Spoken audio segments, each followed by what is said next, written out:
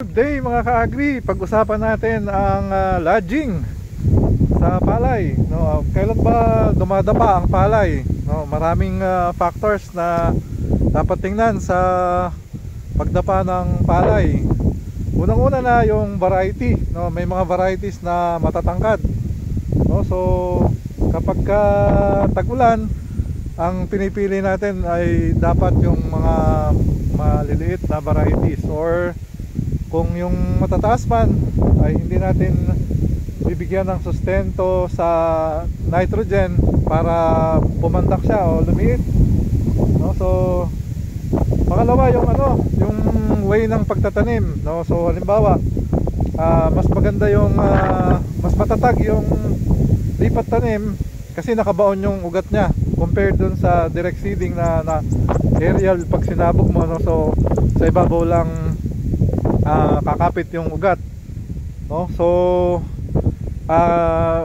ganun din naman yung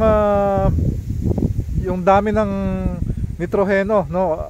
Pagka masyado mong dinamihan yung nitrogen, kagaya ng 4600 o yung urea, ay nagiging less dense yung puno, no? Yung kanyang cellulose at saka yung kanyang lignin ay nagiging less concentrated o nagiging less dense yung halaman, so mas madali siyang dumapa, no? Pang-apat, syempre yung weather, no? Yung elements, pagka talagang malakas ang hangin at ulan, no? Pag pinagsama mo yung dalawa na yan, bibigat.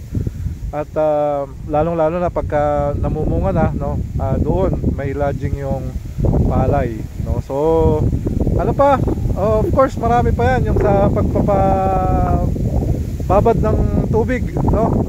Dapat yung lupa ay pinatitigas, no? Sa kapag may panahon na may threat, no? So halimbawa ito, ganito, wala pang masyadong threat to, no? Pero dapat intermittent yung wet and dry natin. Hindi natin dapat siya binababad sa tubig, no? So mas maganda yung alternate wet and dry na tinatawag para patatagin yung puno ng palay, ano. So hopefully yung mga tips na yan, ka-agri, ay makapagpatatag ng ating palay, lalo na ngayon na tag-ulan.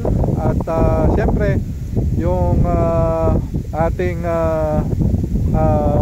bansa ay nangangailangan ng ating tulong para magkaroon ng food security, no? So alagaan nating mabuti yung ating mga palay at labanan natin sa lodging o yung pagdapa, no? Pag dumapa kasi halos 50% o mahigit pa ang naibabawas nito sa ating ani, plus mababa pa yung quality ng mga butil, no? So agree, bantayan natin at syempre humingi tayo ng tulong sa Panginoon. Hindi natin kayang kontrolin yung weather, pero He is in control of everything. Yun, ka-agri, maraming salamat sa iyong pakikinig at please like and subscribe.